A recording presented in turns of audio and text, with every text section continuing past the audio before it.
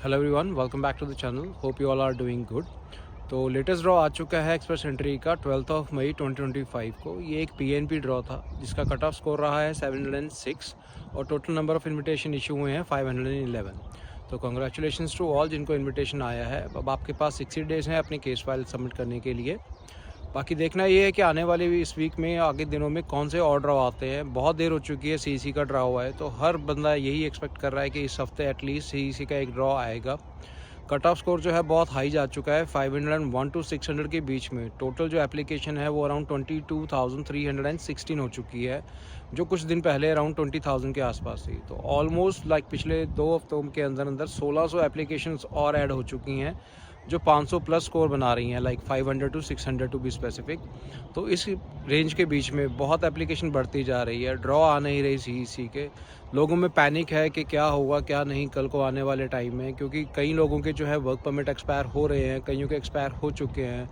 लोग 506 पे 510 पे वेट कर रहे हैं, बट अभी उनको यही नहीं पता कि जो अगर ड्रॉ आएगा भी सीईसी का तो उसका कट ऑफ क्या रहेगा।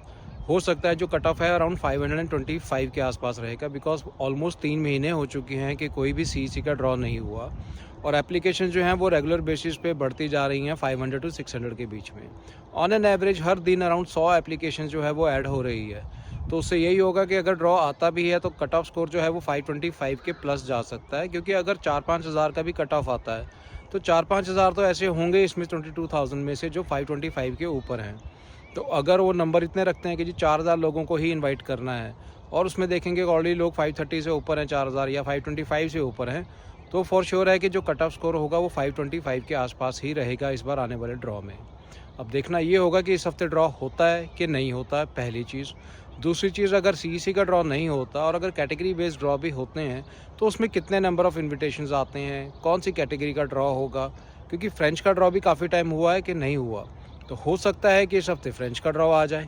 फ्रेंच का ड्रॉ जब भी आता है तो कट ऑफ स्कोर जो है वो लो रहता है, जैसे लास्ट टाइम था 379 पे और नंबर ऑफ़ इन्विटेशन उसमें आए थे 7,500। अब देखना ये है कि इतना टाइम हो चुका है, फ्रेंच का भी कोई ड्रॉ नहीं आया और बहुत से लोग हैं जो कनाडा में इस टाइम फ्रेंच प्रिपेयर कर रहे हैं, फ्रेंच के एग्ज़ाम दे रहे हैं टेफ के। तो हो सकता है कि उनके स्कोर भी बढ़ गए हों, इस वजह से भी 500 टू 600 के बीच का ब्रैकेट जो है बढ़ रहा है, क्योंकि फ्रेंच में लोगों को अच्छे खासे स्कोर मिल रहे हैं। तो अगर फ्रेंच का ड्रॉ आता है और नंबर ऑफ़ इन्विटेशन ज़्यादा रहते हैं और कट ऑफ स्कोर भी ज़्यादा जाता है तो काफ़ी मुश्किल होने वाली है उन लोगों के लिए जिनके वर्क परमिट जो हैं एक्सपायरी स्टेज पे हैं। क्योंकि अगर इनविटेशन नहीं मिलता, वो डमी वर्क परमिट लगाते हैं या स्टडी परमिट की तरफ जा रहे हैं, या अगर विजिटर रिकॉर्ड लगा के भी कनाडा के अंदर रहते हैं, तो वो लीगली काम तो नहीं कर सकते। और इस समय कनाडा की जो हालात है, जो एक्सपेंसेस हैं वो बहुत हाई हैं। आपका रेंटल होता है, उसमें ग्रॉसरीज एंड ऑल, आपकी गाड़ी की इंश्योरेंस जो बहुत महंगी है यहाँ पे, और भी कई एक्सपेंसेस होते हैं। तो इतना आसान नहीं है किसी के लिए कि वो बिना किसी स्टेटस के और विदाउट वर्क के कनाडा में सर्वाइव करें 3-4 महीने सिर्फ इस वेट में कि हाँ जी हमें इनविटेशन मिलेगा और हम आगे कंटिन्यू कर सकते हैं। बट उसमें भी कैच यही है कि अभी तक तो ड्रॉ ही नहीं आ रहे। तो अगर कोई 510 या 515 भी बना के बैठा है आज के टाइम पे और 2-3 महीने में उसका जो है एक्सप्रेस एंट्री प्रोफाइल जो है ख़त्म हो रहा है, तो उसके लिए बहुत मुश्किल होने वाली है। तो हर तरफ पैनिक है। तो हम यही होप करते हैं कि आईआरसीसी इस हफ्ते एटलीस्ट एक सीईसी का ड्रॉ निकाले, ताकि लोगों को कुछ होप बने और वो वेट करें आने वाले टाइम में कि स्कोर ड्रॉप होगा, इन्विटेशंस आएंगे और अपने वो केस फाइल कर सकते हैं।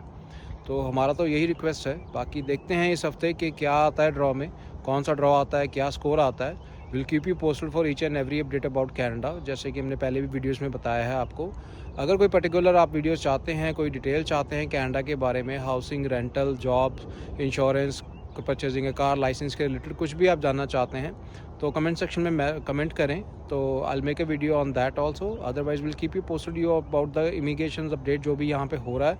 अगर आपको कोई पर्टिकुलर पॉइंट नहीं है, क्वेश्चन नहीं है, आप कमेंट कर सकते हैं या ये वीडियो को शेयर कर सकते हैं उन लोगों के साथ जो कनाडा के बारे में इंटरेस्टेड हैं जानने के लिए, या कनाडा आने चाहते हैं, या आने वाले टाइम में उनका वीज़ा जो है प्रोसेस हो रहा है या हो चुका है, आ चुका है वीज़ा, उन्होंने कनाडा में आना है और कुछ भी वो जानना चाहते हैं कनाडा में आने से पहले या आने के बाद क्या करना है, कैसे फॉर्मेलिटीज़ होती हैं, क्या क्या रिक्वायरमेंट्स होती हैं, क्या लाना चाहिए, क्या नहीं लाना चाहिए।